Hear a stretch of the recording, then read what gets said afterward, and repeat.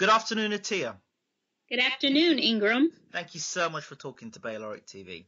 My pleasure, my pleasure.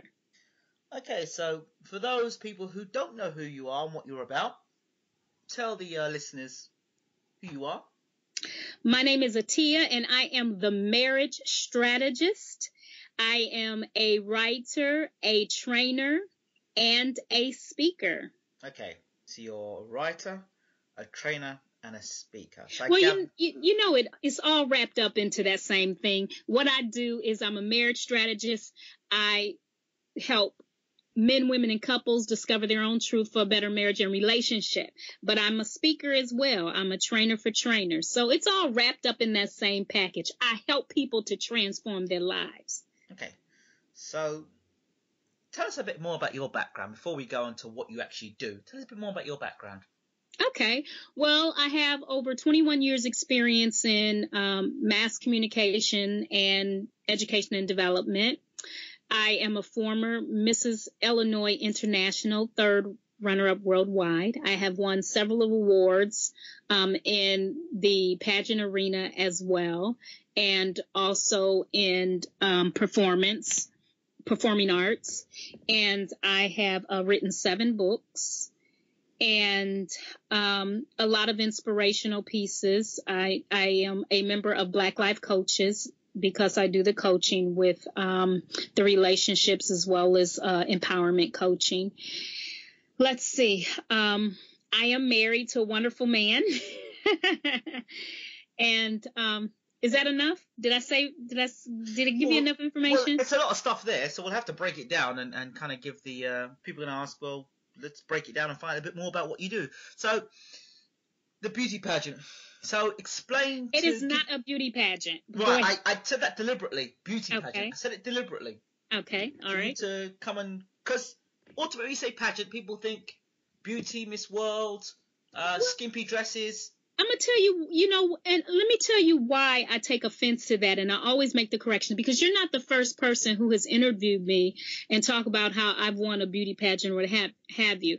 Because when people say beauty pageant, and this is what automatically happens, they think that the women who compete in the pageant system are shallow, brainless women, which more often than not, that's not the case, particularly when you're dealing with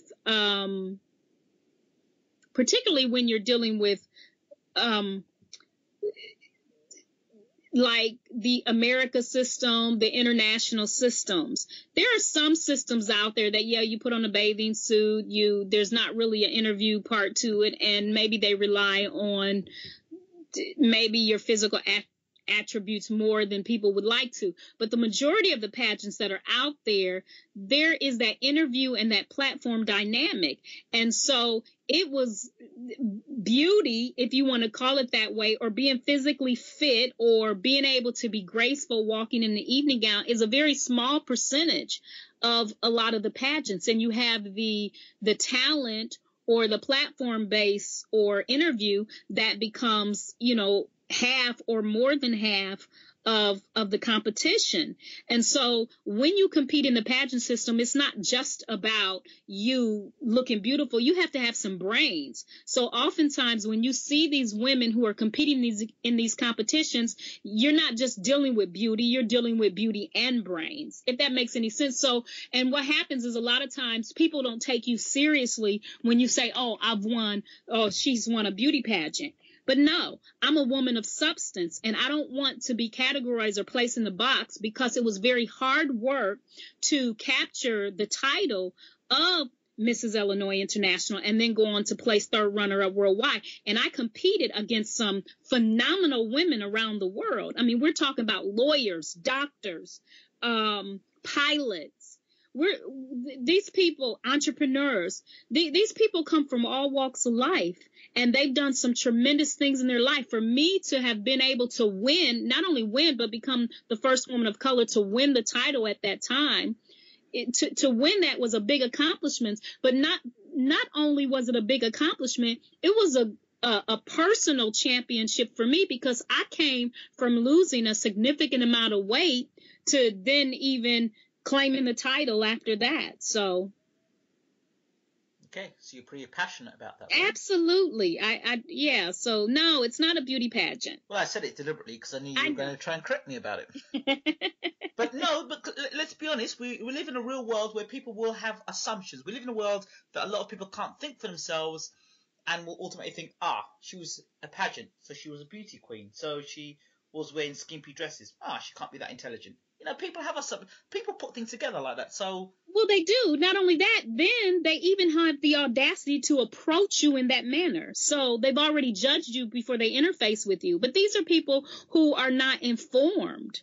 I remember when I was seeking sponsorship for the competition, because it's very important to get sponsorship, because you want to be able to present well, because representing a state as a spokesperson, you understand, for whatever particular platform you stood on, so, or a nation or a country, you want to present well. You don't see President Obama or any of the other presidents, when they go represent the United States of America, they're going to make sure that all their I's are dotted and all their T's are crossed. They're going to make sure that they present themselves in the best manner possible. And so when you have to get sponsorship to get people to help, or companies to help, that they can actually even also put their brand on that, hey, we backed Mrs. Illinois International, or we backed Mrs. International. But I say that to say this: even when I was seeking sponsorship, I had a few people who pretty much turned their nose up and was not willing to sponsor because they thought it was a frivolous pursuit. But many people pay for their college education in that manner. Many people are able to do some phenomenal things because of the award package and so forth as well. It was a very special year, obviously, 2004, Absolutely. because Absolutely. there was a very prominent young man, I believe, that was out of the state of Illinois and became senator. Absolutely. Barack Obama. He was also running for the Senate at that time, and he definitely won. So it was a great year. There were a lot of firsts in 2004, and I'm just happy and I'm proud to say that I was not only a first in terms for our community to be able to claim such a prestigious pageant title, but also it was a first in terms of really, for me, being able to do something that I've wanted to do, but to get an issue out there in such a way, the National Child Welfare Reform. So it was like the first breakthrough for me to really be able to have a platform to stand on of consequence, to be able to get such an important message out there. So, okay, so you win the title. As champion, what did you do, Mrs. Illinois? Well, as Mrs. Illinois, my platform was National Child Welfare Reform. And so I talked about the importance of family and the importance of having a healthy family, and how that is the staple of a strong community. And what's interesting, all sorts of doors opened up. I was recognized by the Illinois Black History Hall of Fame, or Black History Hall of Fame, I think is what it's called. And I did headline news. I did television shows. I did radio. I made appearances at many different events. I spoke at youth events. I spoke at young girl events. I had the opportunity to be able to go to some phenomenal places, including the state capitol. I spoke at the state capitol. I spoke at the governor's mansion.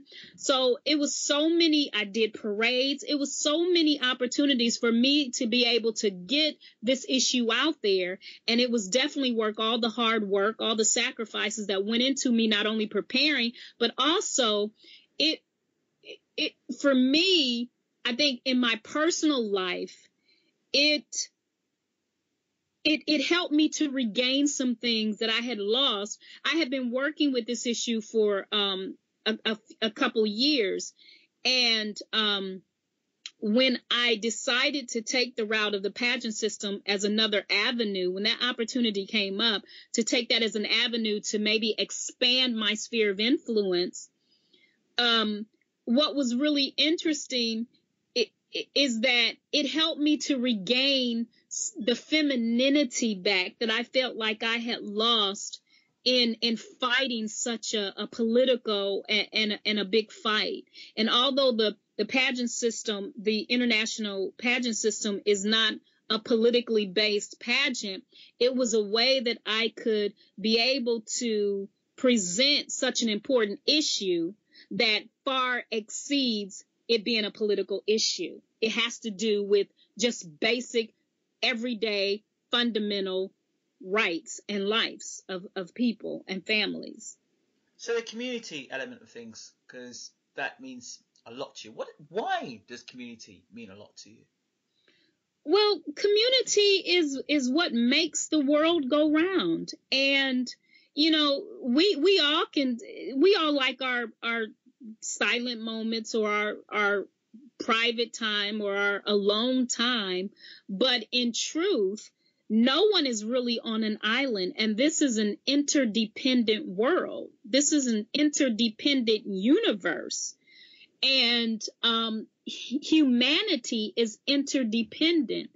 And so community is just another way of really expressing interdependence. And, you know, none of us can do this alone. So community is very important. People have a need to have support systems to do anything of consequence in their lives, anything. And so community is basically, you know, people coming together in unity for a common goal, or, you know, for a common lifestyle, for a common culture, whatever defines a particular community for you or for the next person. But it's important because I don't think a person can be stable without community. Okay. On your journey through the Mrs. Illinois, you know, being a winner, did you meet anybody popular, famous? I did. But before I answer that question, I just thought of something else. I want to go back to the last question and kind of comment on it. I'm going to tell you another reason why community is important. Do you remember the movie with, I think it was Tom Hanks, and he was stranded on the island? Wilson? See, you have a whole lot of people talking to balls if they didn't have some kind of socialization with other people. But I just had to add that in. Now, going back to the question in terms of people that I've met. Wow, I've met a lot of people as Mrs. Illinois. Let's see. I met Winnie Mandela. What's the experience like? Wow. I cried, actually, because this is a woman that, you know, regardless of what all of the mumble jumble around her life is, this is a person who sacrificed many years of her life for a greater cause that was greater than herself and her family. And to be able to meet such a tenacious and persevering person was so refreshing for me, because we all grow up hearing about Nelson Mandela, Winnie Mandela. And to be able to meet her, to have her hold me and, you know, just touch me and just, you know, smile and me smile back and just talk was just, it was beautiful for me. And it was life changing. It's one of those moments that I'll never forget, because it's like meeting one of my heroes, but not just one of my heroes, but someone who had a greater purpose, and who, regardless of her fears, had the courage to stand on a platform that really changed history throughout the world. So that's what that did for me. And I've also had the opportunity to speak to Oprah's audience. I didn't meet Oprah per se one-on-one and talk with her one-on-one, but to be able to have the permission to be able to stand on her stage and to talk to her audience and to talk about such an important issue as child welfare reform, that to me was a life changer as well. And I'll never forget that. I've met David, I think it's David Dinkins. It's been so many people, Roberta Flack, Stephanie Mills, Barack Obama, of course. I met him. Talk about Barack Obama. Well, who was senator at the time? Well, he was running for senator, and before he had a Barack the House party. Well, actually, I was one of the people who was asked to host a Barack the House party. Right. And so I hosted, along with some colleagues, a Barack the House party, and we helped to do some awesome things, in celebration for him becoming the first, I don't know. I know he made history. I can't remember if he was the first black senator at that time in the state of Illinois, but for him to basically claim that post, I was excited to be able to be a part of that. He also came to Bloomington, and which is the local title that I had won to even qualify for the state competition. And it was nice because he had Sasha and I don't remember his other daughter's name. I want to say Leah, but I'm not sure if that's her name offhand. But he had his two daughters, and the youngest one, he had a crown on, and he said that Mrs. Illinois has nothing on his daughter. Yeah, and it was refreshing because it let me know that he took note, and that he respected the fact that, of what I was doing and the reason for what I was doing. So did you actually get to talk to him one-on-one? Yeah, I actually did. I got a chance to talk with him and Michelle Obama. And also, I was invited to go to Springfield. I went to Springfield for an event in Springfield as well, and had the opportunity to speak with Michelle Obama at that time, very briefly. But it was wonderful. What was he like as a man, from what you picked up? Well, when I met him, and when I had the opportunity to speak with him and Michelle Obama, first of all, I respected the fact that they were working as a team. Right. And she shared some things that I guess he was a smoker, and they had a discussion prior to him running, and she was not necessarily for him running unless one of the things is he stopped smoking.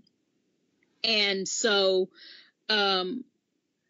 but then once they agreed, the decision wasn't just for Obama, I'm running for president. They made the decision as a family.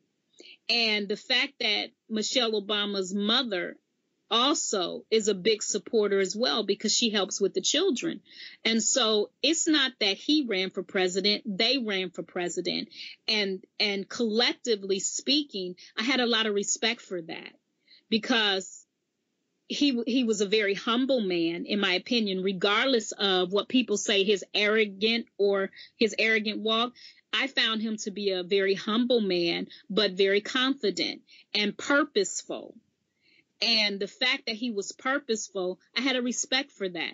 And he was coming to the table and putting his cards on the table and say, this is who I am, this is what I represent, and this is what I came here to take off the table. And he did it with such poise, because he was just straightforward. And I respect people who have that kind of integrity and who demonstrates that kind of character. And he's always demonstrated respect around those in my presence that I had the opportunity to witness, briefly, respect. And it didn't matter what station in life you were in. He just respected people. And that I respected. And he had agreed, when we spoke with him about sponsoring a bill for this whole child welfare issue, he had agreed to sponsor the bill. And he's always been a person, even the little things that he had made his word on, he kept them. And we never went back to him to actually do the bill. because at that time my message had expanded, and I began to do, additional things as well. But the fact of the matter is, even up to the bill, he's always been a person of his word from what I have been able to observe. Okay, let's talk about now. Let's talk about what you're doing now in 2014. Okay. Well, in 2014, and I have been for the last, it's just a step up from actually what I was doing in terms of the whole family advocacy piece. I am doing the cornerstone of any strong family is a strong marriage. And so I have upped the ante, as you would say, and I have now gone to my core message and am focusing on my core message of marital harmony. And so I am truly a marriage strategist, where I work with couples and individuals to help them strengthen relationships and to be able to be their best and ultimate self, even when connecting with another person, to ensure or give a greater chance of having a healthy marriage and relationship. And so I founded the Marriage Tree, which we help men, women, and couples discover their own truth for a better marriage and relationship. And so I'm just focusing on my core message. So where did the idea of the Marriage Tree come from? It's really interesting. Many, many years ago, because this has been in the works for years, but because I personally was not in when the idea came about. Let me say that when the idea came about of the Marriage Tree, I had begun to develop many programs and training modules that would assist. However, when I developed them, it was, for one, divinely inspired, but two, it was also an answer to my own call for help. Because what many don't know is that I have been, I talk about it openly. I'm twice divorced. I learned a lot from both of those situations I can talk about later. Or I actually do talk about in one of the YouTube videos that anyone can go out there and look about how I open up about being twice divorced. But in my first marital situation, I stayed married for 16 years. We just, at the conclusion of 16 years, it was irreconcilable differences. We're still friends today. We have our children. Wonderful. But I ended up getting married again after that. And that was actually an abusive marriage. And when the Marriage Tree came about, and when some of the programming came about, they were divinely inspired as a call first to even pull myself out of that situation and condition. And, sometimes people think that only foolish women or silly women can get into domestic violence situation. People sometimes can put on a face, but of course you don't really know that face until you live with them for a period of time, or if you're married to them. And I've never been one to live with a man, and so without being married. But the Marriage Tree came about as I was, in prayer and really working to develop myself and to change my own circumstances and condition. And that came to the forefront of my heart and mind. And what I began to do, the Almighty, whatever you call him by, I just call him the One. What I did was I was obedient to that call. And what I did was just whatever word I was inspired with and whatever visions that I would have, I would begin to develop them into modules and training programs. And then that's how it came about. And when I began to look at the Marriage Tree, it made sense, because the tree, everything, it starts from a seed, and then that seed germinates, and then it sprouts, and then it blooms or blossoms into a tree, and then that tree bears fruit. Well, that's the same concept of marriage. Marriage comes or germinates or blossoms from the seed of love, which is which is really like a replication of a divine love. And so, but just like any plant or any seed, once you plant it or you scatter it in fertile ground, and if that seed is not watered, if it's not nurtured, if it's not provided with what it needs to be able to blossom, then you never see the manifestation of that tree. And marriage is the same way. So is it just married people you talk to? No, I actually talk to single people. I have single clients. I have married clients. I deal with people who desire to be married. Now, if you're a client and you come to me and you say, you know what, I want relationship coaching, but I'm not interested in getting married. Marriage is not on my mind. I'm probably not the person for you unless you are seeking empowerment coaching or life coaching. Now, that's not my focus, but I am a life coach, right. But that's not my focus. But there are times now people who want relationship training. Now I'm going to tell you the difference. So if you're not really interested in becoming married or blossoming an exclusive relationship, I'm probably not the one you want to get. Because now, on the flip side, if there is a person who comes to me for relationship coaching, which it happens often, a lot of times what these people need also is life coaching. And so really before we're able to really hit some of the hard things in the relationship, what I find through assessment is a big part of the relationship problem is how they're interfacing with their mate. And so I provide some life coaching, kind of coupled with that and some intuitive healing. You know what I like about the title, Discovering Your Own Truth for a Better Marriage and Relationship? Because it's making the ownership, the accountability on yourself first. Absolutely. You know, it's very, in relationships you hear, oh, it's her fault or it's his fault. He did this or she did that. But there's very little, well, it was my fault. I didn't enter the relationship in the right way. I had baggage from my previous relationship and that affected this relationship. At first it was good, but my baggage got in the way, I started talking about my ex-boyfriend or my ex-girlfriend. I couldn't stop thinking about my ex-boyfriend and girlfriend. And we always drag people along until that point where it becomes terrible between you and you have to be fighting like cat and dog. And then all these things blows up. Well, if you had dealt with it in the beginning, you'd never have to, face it. So almost like there's coaching out there for people who will get coaching how to have a relationship, but yet not take the fundamentals of how to talk to somebody. So they might know how to get the person, but when they get them, getting them is one thing, but the most important thing is keeping them, surely. Right.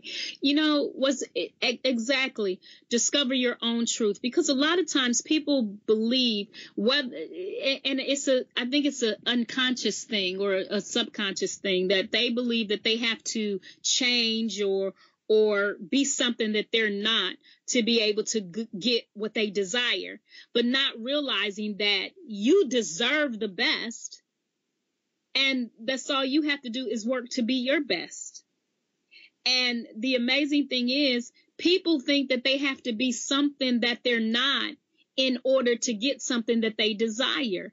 And one of the things that when I work with clients, I talk to them about what their truth is. I know when I connected with my husband, and I know I'm talking about you in third person, but I mean, naturally, everyone knows that Ingram and Atiya, we're a team, we're married. But when I got married to you, that was one of the reasons why I put on the table says, look, I'm territorial and I need you to understand this from the jump street, because these are the things that I feel about certain things. And, if you were the type of person that said, you know what, gosh, I need this much, I can't deal with that, then we would know at the front end. And so when I came to the table being totally open and honest with how I was, who I was, and what I desired in my life, because I was looking for the real deal.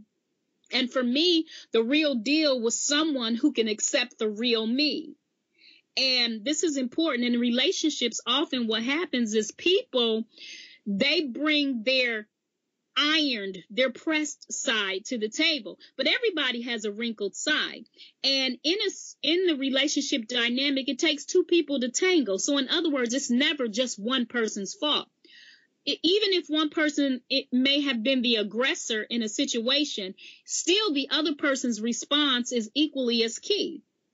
And so, but people have to be in their own truth to be able to get to the happy, to be able to experience the joy and everything beautiful and of good that relationship and marriage offers. So, obviously, the Marriage Tree offers a coaching service.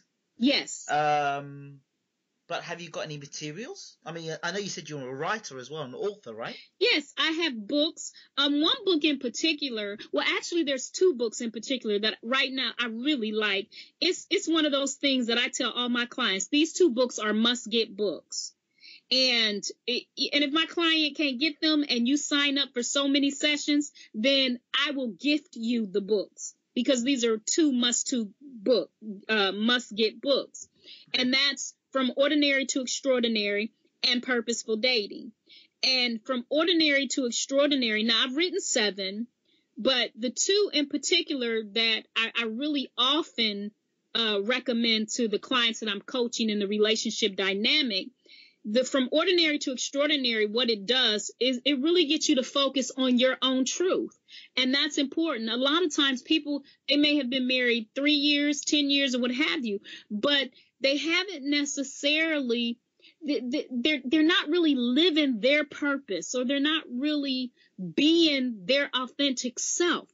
And in order for them to get out of the relationship dynamic, what they want is so profound. You have to be true to who you are, because when there's a synergistic situation taking place like marriage is,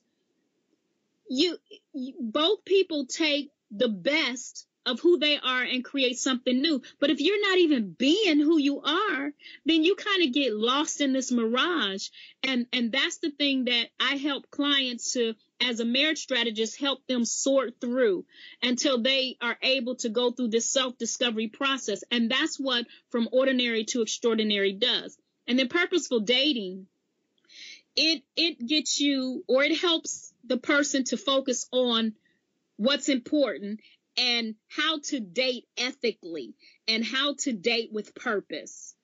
Because a lot of times people will meet someone and they just, and there's a science to this. They'll meet someone and then they'll just basically date and they'll see, let's see where it leads us. No, you have to have a predetermined mind and where you want it to go from day one. Because if you are a person who, in the next year or two, I want to be married, and you meet someone and you excited, oh, this could be the one, but they may be a person, I don't want to get married. I've been married before, I'm divorced, I ain't interested in remarry. You done already met up with someone who's a total contradiction to everything you stand for. Now, do you settle for less and say, well, I really enjoy being with this person, well, let me see? No, you're compromising, and relationships aren't about compromise, they're about synergy.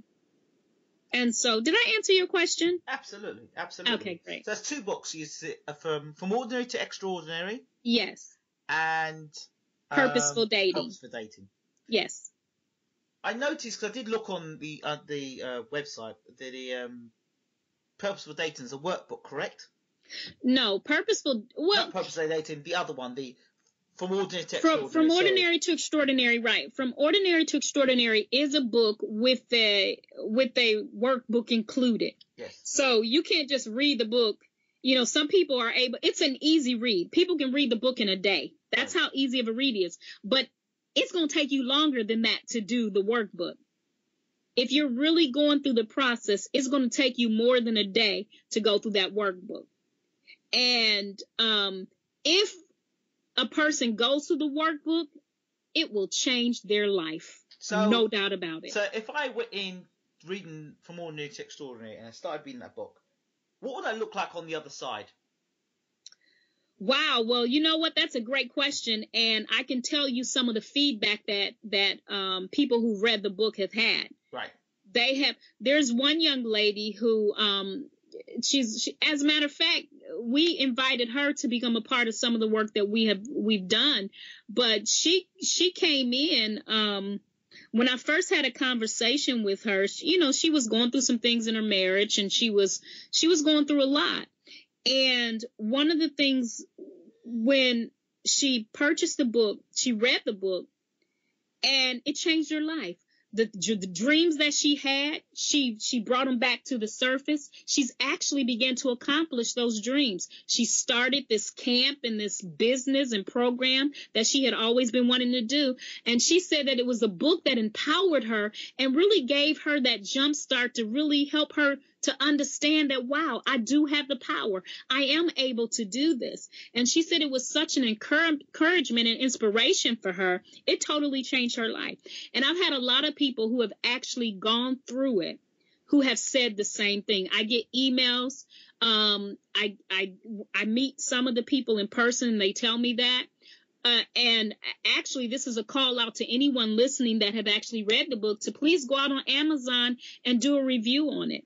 Because I know I have constantly sold copies of the book, and now and that was the book that didn't even have the workbook in it. So now the workbook is involved. So just imagine how much greater it is for a person's life to have the workbook attached to it as well. And this is not something that I'm just arbitrarily given. This is something that I myself have gone through the process. But not only that, I'm just grateful that I am a vessel that has been able to be used, that's being used to be able to really strategize and help people to transform their lives in such a phenomenal way in terms of their being. So, just to close, for people out there who are listening who may be interested to, find out what it's like to have a life coach or a marriage strategist or somebody who wants to get their life back on track, take us through the process, not step by step, but just what would happen. So I contacted you after this, said, "Oh, hi, Atiya, I'm having a problem in my relationship," or "Hi, Atiya." What happens? Well, the first thing I would need to do is have an initial assessment or a conversation with them. And in this initial conversation, oftentimes people want to go through their whole story, and that's not what it's for. I basically get a summary, a gist of what's going on, and I'm assessing the situation, assessing them, and if it's a couple, I'm assessing both of them. And what happens is I'm assessing how they interact, I'm assessing their language, I'm assessing all sorts of things. And so a lot of people don't realize that, but in a first session of just spending like 15 to 20 minutes with a person, I am able to analyze and assess a lot. But the first thing is you have the assessment, and then we would, which is kind of like a free session somewhat, because oftentimes I'm giving some coaching tools to them. And then they would basically, I'll send them a package of information if they're interested in exploring it further. And in that, the package talks about what the coaching is, and then we would discuss price, cost, whether we would structure a customized session for them, or they would, become part of one of the ones that are outlined on the site. And then from there, we'll set up the time frame. Then we will of when the sessions will be. We'll agree on times, the amount, and then we would establish in the first session. The first session, I'll pretty much kind of listen to a lot of what they're saying, just kind of hear. It's usually 60 minutes if it's an individual session. If it's a couple, it's usually 90 minutes, and 60 to 90 minutes. And what we would do is just kind of listen. And then some situations cause to put some immediate things in place so that we can kind of help them get on track. Some situations, particularly when marriage is not involved, but when you have one party who wants to leave the relationship, the other wants to stay, only one person came to the relationship, sometimes I'll have them do a timeout to step back, so to give them the opportunity to kind of look at a situation for themselves. And then what we would do was establish goals, because the coaching happens, the conversations are result oriented and goal based. That means this is what you say you want to accomplish or work on. This is what we're going after, so you'll get those results. So people will often find that they achieve the goals and results way ahead of schedule. But then they'll determine what day that they want to do the coaching, and then the coaching process starts. Wow. Very, very interesting stuff. Interesting stuff indeed. So let's close by letting people know how they can contact you, Atiya. Okay. Well, if you would like, first of all, I invite all of you listening out there to visit my website at www.themarriagetree.net. Again, that's www.themarriagetree.net. And you can email me at Atiya@themarriagetree.net. That's ATIYA. So those really are the two ways you can contact me. I will you should be able to reach me on my Skype at it's my Skype handle, The Marriage Tree. And just get in contact with me. I am on Facebook, I'm on Twitter, I'm on YouTube. You can definitely go to my YouTube channel. What's your YouTube channel name? You know what? I got to ask I don't know. I got to check and see. Yeah, that's all you got to do is type in Atiya or The Marriage Tree. Yeah. Atiya KM or The Marriage Tree, and they should be able to reach me through that. Yeah. So you can find me. Atiya KM, The Marriage Tree, you'll find me. Yeah. Atiya, thank you so much for talking to Bayloric TV. Thank you for inviting me. And all the best. We look forward to speaking to you soon. Thanks. But before you hang up, can I say one thing? What's that? This is mainly for the people out there listening, if that's okay. Go ahead. You know, I have a lot of respect for you, not just as the general manager for Bayloric Worldwide Television, but as my husband, because, you know, a lot of people, you know, we get silly, we get crazy, we have lots of fun, and, you know, we lock horns as well. But I thank you for actually inviting me to interview, because that means a lot. And to know that you validate and you appreciate the work I do and support it, that means the world to me. And I want to say that openly and publicly, because you believe in me, it gives me that much more juice and power to be able to just stand up and do this work, because there, you know, marriage is a beautiful thing, but there are also a lot of forces out there that don't want marriage to succeed. And so this is a fight that, you know, naturally one of the battles that this is a battlefield to help marriages become strong, to help people get married and stay married, because that's not what the enemy wants. And naturally, that's the first area that the enemy will try to attack. And so I'm just really grateful for being able to stand in solidarity with my husband, because it just, I think we're a great team, and I'm just grateful for that. And I just wanted to say that openly. So thank you. Thank you for inviting me as an entrepreneur and a business person, but also I want to I'm thanking you as a business person, but I'm also a host, and manager of a television show, but I'm a program and station. But I'm also thanking you as my husband as well. In response, I would say that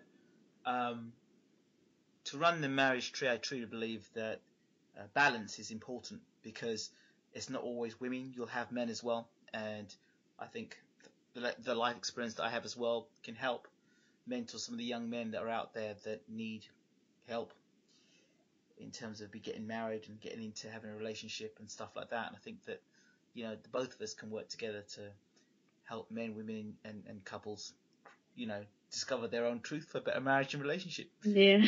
Yeah, so it's great. And like I said, we wish you all the best in what you're doing, Atiya, and we're going to try and make this regular so we can have you on here talking relationships weekly. Wonderful. I would love that, and I gladly accept the invitation.